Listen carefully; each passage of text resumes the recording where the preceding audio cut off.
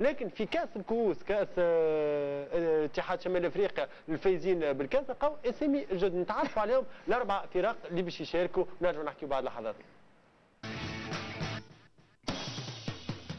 8 أوت 2010 وفاق ستيف الجزائري يحمل كأس السوبر المغاربي قدام السي اس اس. اليوم انطلاق موسم جديد ولونتون دو ستيف تطمح باش ترفع بطولة اتحاد شمال افريقيا للأندية الفائزة بالكأس بعد ما فاز في 2009 بكأس الأندية البطلة. الوفاق نادي عريق في الجزائر تأسس عام 1958 وعنده 4 بطولات و7 كؤوس ومجموعة ممتازة من لاعبين دوليين كيما الشاوشي، الحاج عيسى وراحو ولاموشية.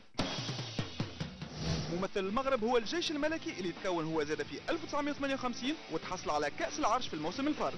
نادي عريق وعنده ألقاب عديدة في المغرب ما بين بطولة وكأس، لكن في كأس اتحاد شمال افريقيا ما وصل كان النهائي 2009 امام النادي الافريقي. الفار اليوم قدام فرصة لتحقيق اول لقب ليه في هالمنافسة. صاحب قاعدة جماهيرية كبيرة هو أحد أهم الأندية الليبية نادي النصر اللي تأسس في 1954 وتم إشهاره رسميا سنة 1957. هو حامل بطولة 86 وثلاثة كؤوس 97 و2003 والموسم الفارط 2010 على حساب نادي المدينة. حقق موسم استثنائي ويطمح باش يواصل مع النجاحات برفع أول لقب مغاربي في تاريخه. الكرة عند الجوارات.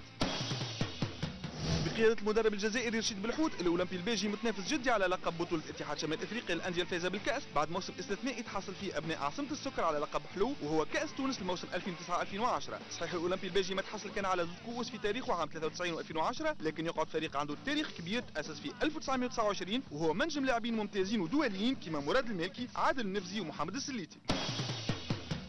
لكوب دو لونا في السنة تبشر بمنافسة على مستوى عالي بما أن الفرق هذه الكل عندها قاسم مشترك وهو الرغبة في الحصول على هاللقب الغالي لأول مرة في تاريخهم. Que la fête commence et que le meilleur gagne.